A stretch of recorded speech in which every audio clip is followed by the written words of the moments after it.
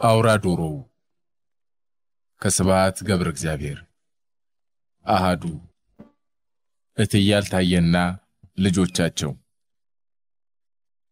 የትያልታየ ገብስማ ዶሮ እሞሃይ ትባላለች።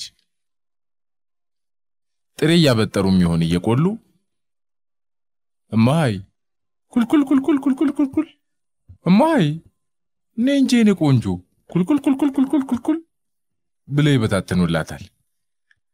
እሳቸው እህል ሲበሉም ፍርፋሪ አይቀርባትም። አዳሜ እትያልታየ መሃን ናቸው ይላል።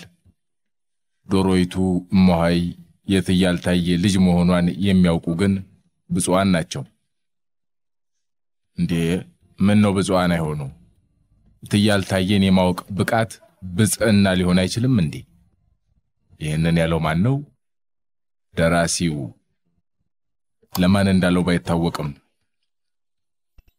ከብፁዓኑ አንዱ ደግሞ ፈርዖን ይባላል። የትያልታየ ቢጫ ድመት ቁጭ ሲሉ ፈርዖን ዘሎ ጭናቸው ላይ ይሰየማል። ይደባብሱታል። ያኔ ያንኮራፋል። ለሱ ተፍሰተ ገነት ነው። ጭምድድ ያለው የእጃቸው ቆዳ በጥቁር ሰማያዊ ንቅሳት ስማቸው ተጽፎበታል ከሶስት መስቀል ጋር። እትያልታየ በሥራ ተጠምደው ጉድ ጉድ ሲሉ ፈርዖን ያጫውታቸዋል። አቶ ልጅ ጌታ ፈርዖን ይሉታል። ይላቸዋል እግራቸውን እየተሻሸ። የአቶ ልጅ ጌታ አልዓዛር ዛሬ ይመጣል ብለህ ነው? እኔም እንዲያው ይመስለኛል። ወይ ፈርዖንዬ እኔ እናንተ እኮ በአንድ ሐረግ ነው የምናስበው፣ በአንድ ክር ነው የምንሰፋው፣ በአንድ ድስት ነው የምንበላው። ይኸው ይሄንን ባይጥ መጫወቱን ግን እንደው ለምን አትተውም? አያምርብህም ሙዬ፣ አያምርብህም ፈርዖንዬ።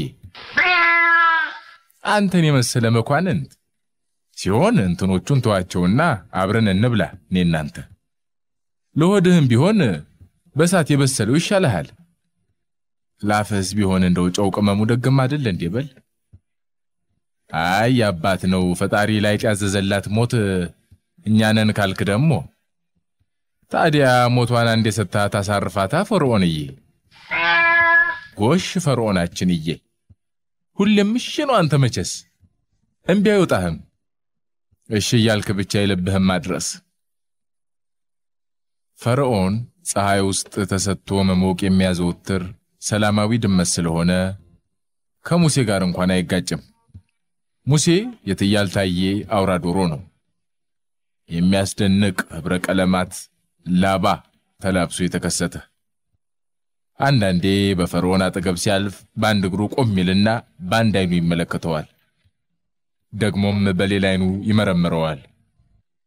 አቤት አንገቱን ሲያዞር የሚታየው የቀለማት እስክስታ! ምናልባት ያ የሚነገርበት እውነት ይሆን እንዴ? እንዴም ያሰኛል። ሙሴ ተራ ዶሮ ሳይሆን ልዩ ፍጡር ነው። ከትያልታየ ልጆች አንዱ መሆኑ ብቻ ሳይሆን በዚያች በቀውጤ ሐሙስ ሌሊት ከጌታችን ከራሱ ጋር ተነጋግሯል ይባልለታል። ከሆነስ ሆነና ምን ተባባሉ ይባላል ቢሉ የሚከተለውን ታሪክ መቃ ከጥቁርና ቀይ ቀለም ያጣቀስን በብራና ላይ እንጽፍላችሁ ዘንድ መንፈስ መራን። አውራው ዶሮውና ሰውየው። እንደ ልማዴ እንደማንም አውራ ዶሮ አለ ሙሴ ለትያልታየ ሲነግራቸው። ሰማይና ምድርን ከዋክብትንና ጨለማዎችን አስተያይቼ አመዛዝኜ ሰዓቱን ለማወቅና ከዚያም በኋላ ብዬ በመጮህ ሰዓቱን ለማብሰር ወይም ለማርዳት በማለት ከንፌ ካብ ላይ ወጣው እና በረደኝ። በዚህ በማይበርደኝ ሰዓት ብርድ ከመጣ ብዬ ዞር ዞር ስል አየሁት። ከካቡ ወዲያ ባለው አጥር ግቢ ውስጥ ሰውየው ተቀምጧል። በፍርሃት ብርድ ተከናንቧል፣ ተጀቡኗል። ዙሪያውን ደግሞ ብዙ ሰዎች አሉ። እዚህም እዚያም እሳቱን እየከበቡ ከሌሊቱ ብርድና ጨለማ የሙጥኝ ይላሉ። ያ ፍርሃት ያነቀው ሰውዬ ግን ከሞት የሙጥኝ የሚልበት የለውም አልኩት። ገና 7 ሰዓት ነው። እኔ ማምለጫውን ላሳይህ። ቀስ ብለህ አንዴ ወዲህ ጠጋበል። ከዚህ ዝለል። እንደምንም ብለህ ታመልጣለህ። ና። ስለደረስክልኝ ተባረክ አለኝ ያ ከሞት የሚፋጠጠው ሰውዬ። ሌላውን ስራህን ቀጥል፣ እኔ መሞት ስላለብኝ ነው። ማምለጥ እየቻልክ? አዎን። እንዴ ሞትም እኮ ሌላ ቀን አለ።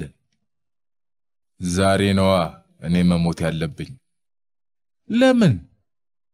ሌሎች ይድኑ ዘንድ። ማናቸው ሌሎች? ፍጡራን ሁሉ፣ አንተንም ጨምሮ። ሞተ እኔንም ጨምር ከሞት ልታድነኝ? አዎን። ይልቅ አሁን አምልጥ። አይሆንልኝም። ተባረክ። ከዚያ በኋላ እሱ ጋር እንዲህ ተነጋግሬ ተመልሼ ትዝታንና ሌሎቹን ሚስቶችን ተጠጋግቼ ያን ወትሮ የማውቀውን እንቅልፍ ቤት ላገኘው። ሁሌም ሳልጠራው እሱ መጥቶ ሽፍን ያረገኝ የነበረው እንቅልፍ አሁን የለም። የሰውየውን ፍርሃት እያሰብኩ ቆየው እስከሚቀጥለው የብስራት የመርዶ ሰዓት። መጮያዬ ካብ ላይ ወጣው። የሳቶቹ የነበልባል ዘመን አልፎ የፉሙ ዘመን አልፎ በበረዳቸው ሰዎችና እንስሳት ተከበው አብዛኛው ሰው ተጋድሞ ኮከቦች ግዴላቸው እንደወትሮ እየተጠቃቀሱ በጸጥታ ይቀጥላሉ። ሰውየው ግን አሁንም ነገ እንደሚገድሉ ታውቆ እየፈራ ነው። አንተ ሰውዬ ኧረ እባክህን አሁንም ለማምለጥ ትችላለህ። ኧረ ና ሂድ፣ ኧረ እባክህ። መሞቱን መርጬ ነው። አይዞህ አትፍራልኝ። አንተ ስትፈራ እየሰማሁ። ካልፈራውትማ ምኑን ሞትኩላችሁ። ግን ለምን አትተውላቸውም? ራሳቸው ሞታቸውን ይሙቱ፣ እሱማ አይቀርላቸውም። እንግዲያ ታዲያ ሂድ ተኛ፣ ተባረክ።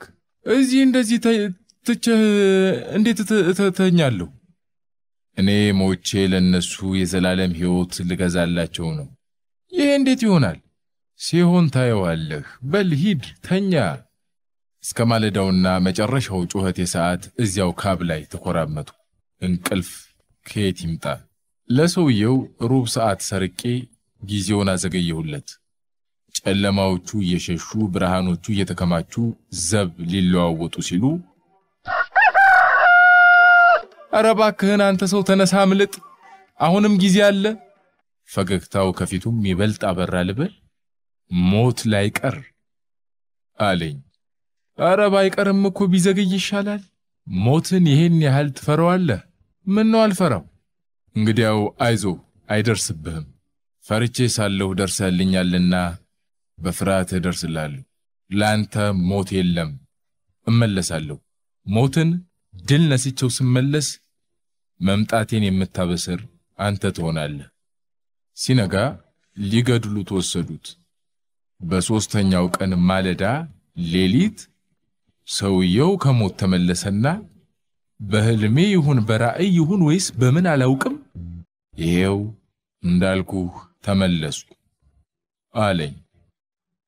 የምስራቹን ጮኩ።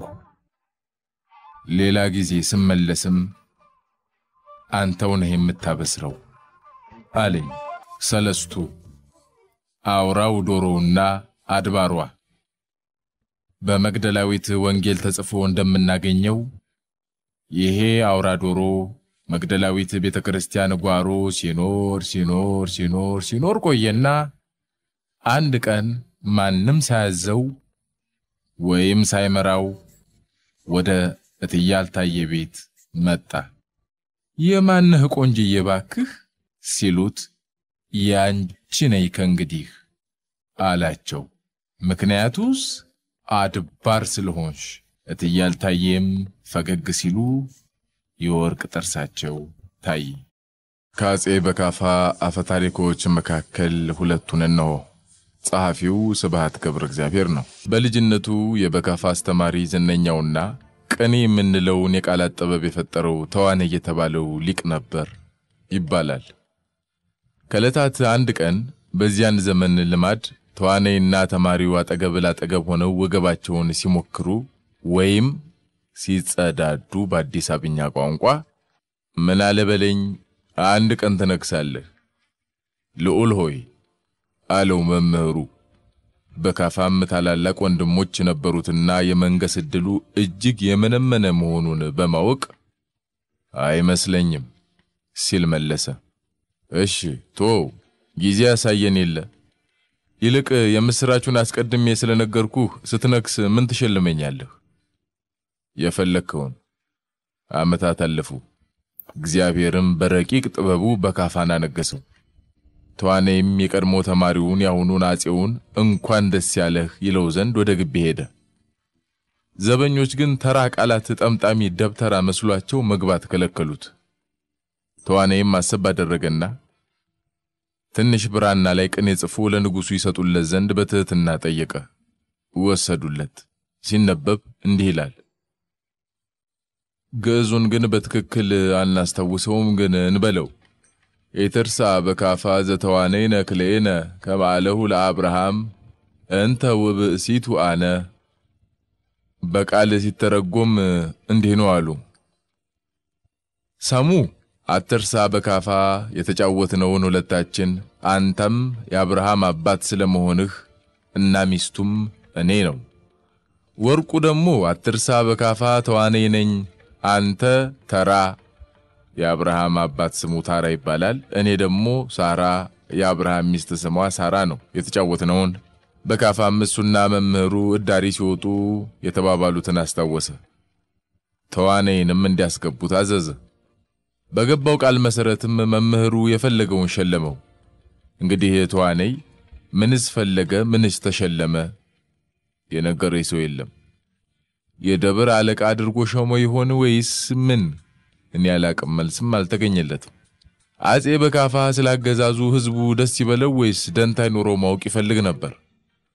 ጠቢቡ የሰለሞን የልጅ ልጅ ልጅ ልጅ ልጅ የህዝቡን የልብ ትርታ በቀጥታ ይለካ ዘንድ ወደደ። ስለዚህ የተራ ሰው ልብስ ለብሶ ለብቻው ከቤተ መንግስቱ ይወጣና ወደ ልዩ ልዩ ስፍራዎች እየሄደ ከህዝቡ እየተቀላቀለ ስሜታቸውን ይሰልል ነበር። አሁንም ከዕለታት አንድ ቀን በካፋ እንደ ተራ ዜጋ ሆኖ ብቻውን አንድ ወንዝ ሲሻገር አንድ ሰውዬ ልብስ ሲያጠብ አገኘ። ከሰላምታ በኋላ በካፋ መንገድ አድክሞኛልና እባክዎን ነጠላዬን አብረው ይጠቡልኝ አለው። እሺ መንገዶኛ አምጡ አለው።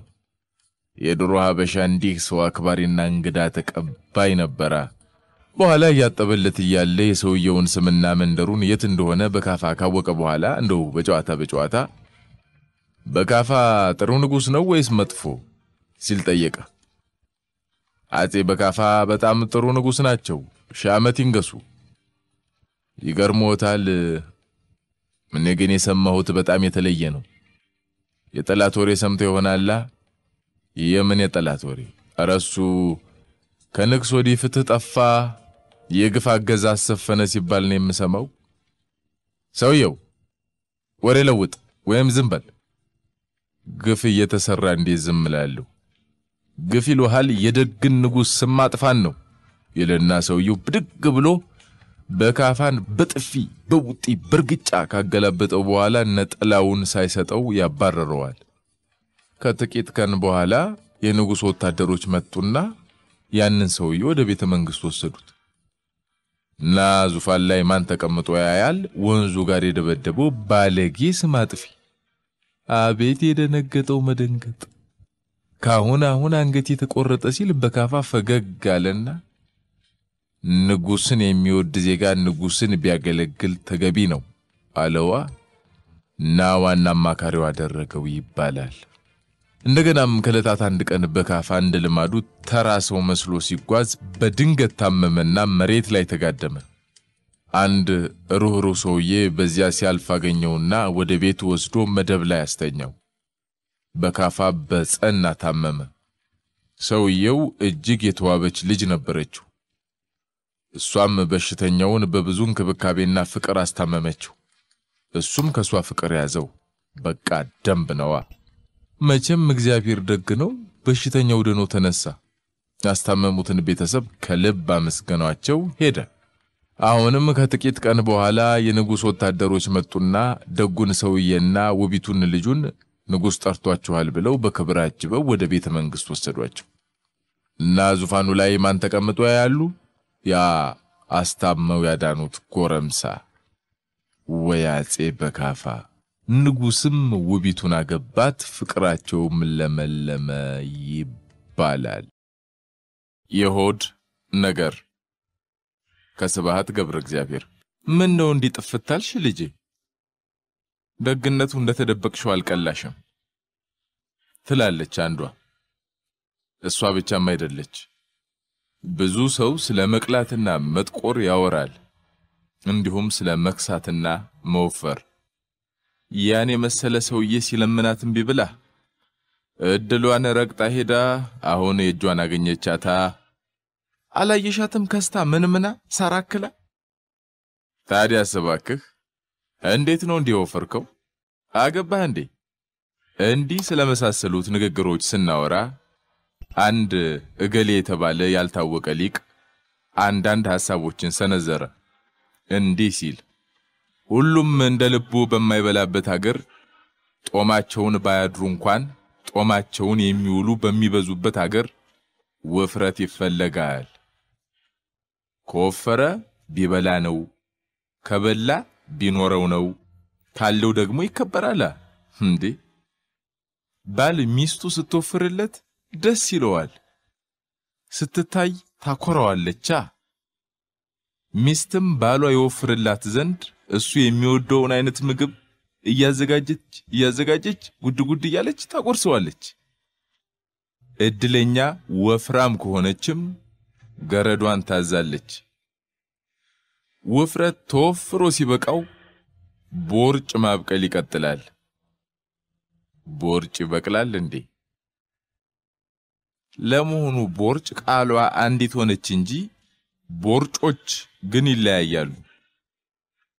ለይስሙላ ያህል ብቻ ብቅ ያለች ተስፈኛ ቦርጭ ትኖራለች። አይዞን እናድጋለን፣ እድገት የተፈጥሮ ሕግ ነውና። የት ይደርሳል የተባለ ጥጃ ለኳንዳ ተገኘ እንደሚሉት እንደዛ ያድርግበት እንጂ እድገቷን ትቀጥልና አሉ ከሚባሉት ቦርጮች አንዷ ትሆናለች። ላንቱታ እንኳን ባይሆን ለሳቸውታ ትበቃለች። እኚህ ቦርጭ ዛሬ ከባለቤታቸው ፊት ለፊት ይሄዳሉ። ሰውም ደግሞ ያኔ መንገድ ለቀቅ ያደርጋል። የኚህ ቦርጭ ባለቤትና ጫማዎቹ ከተያዩ ረዘም ያለ ጊዜ አልፏል። አንዳንዴ ጫማዎቹ ማታ ወልቀው ሲቀመጡ ባለቤቱ ያያቸዋል። ታዲያስ ደህና ናችሁ? ተለያየን አይደል ይላቸዋል። አረኛ ሁሌም እዛው ነን፣ አንተ ነህ የጠፋኸው ይሉታል። ወፈርክ እንደማለት እኮ ነው። እንደው የሰይጣን ጆሮ ይደፈንና አረሱንስ እንደው ሁለመና ይደፈን። ይሄ ከይሲርኩስ እንደውም እሱስ መደፈንም ሲያሰው ነው። ብቻ እሱንንቶ ወይ ቦርጫችን ሰይጣን ጆሮ ይደፈንና የኚህ ቦርጭ ባለቤት ባልታሰበ ሁኔታ ክፉ ቀን ላይ ይወድቃሉ። እንበል በቃ እንደ ልብ መብላቱ ይቀራል። እሳቸው ይባሉ የነበሩት ቦርጭ እየማሸሹ ይሄዳሉ። ምን እናርክ? አንቱ መባላቸው ይቀራል። ያኔ ሰው ለባለቤትየው ያዝንና ከንፈሩን ይመጣል። ምስኪን። እኔ እንኳን ስላጣ ሰው ብዙ አላዝንም። እኔን የሚያሳዝነኝ አጊቶ ያጣ ሰው ነው። እሪ አጊቶ ማጣት እንደው እሱንስ ለጠላት የማይስተው። ይህ በእንዲህ እንዳለ ምግብም ሌላውም በተትረፈረፈበት በአሜሪካን አገር ግን ቦርጭ ያሳፍራል እንጂ አያኮራም። እዚህ ቢሆን ባለቤቱ የሚንቀባረርበት ቦርጭ እዚያ ያሸማቅቃል። እዚህ ቢሆን እሳቸው የሚያሰኝ የተከበረ ቦርጭ እዚያ አሳማ ያሰኛል። ወይ ሆድ አምላኩ ያስብላል። ምክንያቱም እዚያ ቦርጭ ለጤና የሚያሰጋ ትርፍ ሸክም እንጂ የሀብት ሐውልት አይደለም። ስለዚህ አብዛኞቹ የአሜሪካ ምግብ ቤቶች አይን በሚስቡ ቀለማትና በልዩ ልዩ ቅርጽ ወረቀቶች የማያወፍር ምግብ እናቀርባለን ብለው ይጽፋሉ። አበሻ ይህንን ለመጀመሪያ ጊዜ ሲያይ ይደነግጣል፣ ይገረማል። ብዙ ሐሳቦች ይመጡበታል። በአሜሪካን አገር ዋናው ሥራ በልዩ ልዩ ጂምናስቲክና ሩጫና ፍል ውሃ አማካኝነት የደንበኞቻቸውን ውፍረት መቀነስ የሆነ የስፖርት ቤቶች በጣም ብዙ ናቸው። አይ አሜሪካን እንደው በስንቱ ነገር ፈረደባት እሷስ። ይሄን ሳትደርሱበት አልቀራችሁም። ውፍረትንና ቦርጭን በእንዲህ አይነቱ ረቂቅ ስልት ሊተነትን የሚችለው ሰው ቀጥኜ ቢያዩኝ ጅማት ለመኑኝ ለማለት አንድ ሐሙስ የቀረው ሳይሆን አይቀርም። ደሞ ነው ምን አስዋሸኝ። ጦማቸውን ባያድሩ እንኳን ጦማቸውን የሚውሉ በሚበዙበት ሀገር የሆድ ነገር ነውና ሐሳብ ብዙ ጊዜ ሄዶ መብላትና መጠጣት ላይ ይንጠለጠላል። ብሂሎችና ምሳሌዎችም ስለ ሆድና ስለ መብላት ያውሳሉ። ጥቂቶቹን እነሆ ለቅምሻ። አንድ ሰው ደግ ነው ለማለት ብሉልኝ ነው ጠጡልኝ ነው እንደሱ ነገር እንላለን። ሰዎች ልዩ ልዩ አይነት አሟሟት ሲሞቱ አይ እንደው ውሃ በላው ኩሱ ውሃ በላው መኪና በላው እሳት በላው ነው። በኋላ ቆይቶ ነው መኪና ዳጠው እየተባለ የመጣው። በቀይ ሽብርም ጊዜ ቀይ ሽብር በላቸው እንላለን። አፈሪ ብላ። አርጅተው ሲሞቱ አይ እሳቸውስ እንደው በልተዋል ይበቃቸዋል እንላለን። ደሞ አንዲት ምሳሌ አለችን፣ ሲሾም ያልበላ ሲሻር ይረባዋል የሚል። ኖር ነው መቼም ይሄን ኑሮ እስኪ በቃን ኖር ነው ለማለት ደግሞ በላ ነው ወለው በለው በላ ነው ጠጣ ነው ለበስ ነው አለቀ እንላለን። ከዚህም ማለፍ ሲል እነሆ ከአበውና ከእመው የመጡልን የምሳሌዎች ሰልፍ ላይ በላዩ ያጎርሳታል፣ የበላችው ያገሳታል። በልቶ መጠጥ ያጣ ተበድሎ ፍርድ ያጣ፣ በልቶ የከሳ የነገሩትን የረሳ፣ በልጅ አመካይቶ ይበላል አንኩቶ። በሬ ሆይ ሳሩን አየህና ገደሉን ሳታይ፣ በሬ ካራጁ ይውላል። ሆዳም ሲሸከም የበላ ይመስለዋል፣ ሆዳም ቢፈተፍት የጠገበ ይመስለዋል። ሆዴ በጀርባዬ ቢሆን ገፍቶ ገደል በጣለኝ። ሆዴ አጣላይ ከዘመዴ። ሆድ ባዶ ይጠላል፣ ሆድ ከሆዳድ ይሰፋል። ሆድ ያበላውን ያመሰግናል፣ ውሻ በበላበት ይጮሃል። ሆድህን ጎመን ሙላው፣ ጀርባህን ለጠላት አታሳይ። ራብ ይከላከላል ባቄላ፣ ጥቃት ያወጣል ዲቃላ። ራብን ባለቤቱ ያውቀዋል። ራት የላት ምሳ ማራት፣ ራት የሌለው ቄስ ከልቡ አይቀድስ። ብዙ ናቸው። ይቺ ግን ደስ ትለኛለች። ራብን ያማረራል ሰው ቁንጣንን ያልቀመሰው ደስ ትላለች ይቻው። እግረ መንገድ ቁጥር 2 የስብሐት ገብረ እግዚአብሔር መጽሐፍ ላይ ተረትና ታሪክ የሚለው ልጋብዛችሁ። የሰው ልጅ ንቀት ያበዛል። አንዳንድ ንቀቶች በልጅነታቸው ፈገግ የሚያስብሉ፣ አንዳንድ ንቀቶች ደግሞ መሰረተ ቢስ ከመሆናቸው የተነሳ የኛን ንቀት ይቀሰቅስብናል። እነሱ ከሚንቁት 10 ጊዜ የባሰ እኛ እንንቃቸዋለን። ላይዋ ንቀት መስሎ ውስጧ ግን ፍርሃት የሆነች አስመሳይ አለች። ለምሳሌ ጎረቤታም ህዝቦች ወይም ነገዶች ሲናናቁ፣ ወይም ለምሳሌ 2 ተወዳዳሪ የፖለቲካ ፓርቲዎች እርስ በርስ ሲናናቁ የሚከተሉት ንቀቶች የትኛው አይነት እንደሆነ ትገምቱ ዘንድ ተጋብዛችኋል። የሐሳብ ጨዋታ ከፈለጋችሁም አንደኛ ንቀት ሁለተኛ ንቀት እያላችሁ ቅደም ተከተል አውጡላቸው። እኔ የማሰፍራቸው በነሲብ ወይም በአቦሰጥ ቅደም ተከተል ነው። 1 አበው ከፈለጉ በተረት ስለሚጀምሩ እኛም በተረት እንጀምር። ይችን የጻፉት ሩሚ የተባለው እጅግ የተወደደ የጥንት ፋርስ የዛሬ ኢራን ገጣሚ ባለቅኔ መንፈሳዊ መምህር ነው። የሰዋሰው ሊቁና ጀልባ ቀዛፊው ትላለች። አንድ የታወቁ የሰዋሰው ሊቅ ሊቀ ሊቃውንት የሆኑ አዛውንት በጀልባ እየሄዱ እያለ የሚቀዝፈውን ሰውዬ ሰዋሰው ታውቃለህ ሲል ጠየቁት። ድሃ ነኝ አላቅም ጌታዬ ሲል መለሰ ሰውየው ጀልባውን እየቀዘፈ። እንዲያው ወዳጄ ግማሽ ዕድሜህን የኖርከው በከንቱ ነው ብለው አንኳሰሱት። አፍሬ ቅላ ከልኳሉ ማዋይ ምን ቅል ብቻ ጥፍጥሬ ውስጥ ገባሁ እንጂ። ቅልዋ ስትሆን ጀልባዋ ወደ ባህሩ ርቃ ከገባች በኋላ ኃይለኛው አውሎ ነፋስ ተነስቶ ከባድ ማዕበል ቀሰቀሰ። በዚህ ጊዜ ጀልባ ቀዛፊው የሰዋሰው ሊቁን አዛውንት እንዲህ ሲል በትህትና ጠየቃቸው። ዋና ይችላሉ? አልችልም ሲሉ መለሱ። እንግዲያውስ ጌታዬ አብዛኛውን ዕድሜውን የኖሩት በከንቱ የሰዋሰው ሊቁም አፍረው ሳይሆን ፈርተው ቀላከሉ። ቅል ስለሚንሳፈፍ። 2 ከታሪክ ወደ ቀልድ አሁንም ንቀት። የዛሬ እንግሊዞች አብዛኛዎቹ ገላቸውን ይታጠባሉ። ከ2 ወይም ከ300 ዓመት በፊት ዴንማርክን ጎብኝቶ የተመለሰ እንግሊዛዊ ግን ስለ ዴንማርክ ሰዎች እንዲህ ሲል ጽፏል። ሴታ ሴት ሕዝቦች ናቸው፣ በየሳምንቱ ገላቸውን ይታጠባሉ። ከቀልድ ወደ ምሳሌ። አህያ የለው በቅሎ ይንቃል። በቅሎ አባት ማን ነው ቢሉት ፈረስ አጎቴ ነው አለ። ደሞ አልዋሸም። ለስሟ መጠሪያ አንድ ቁና ሰፋች።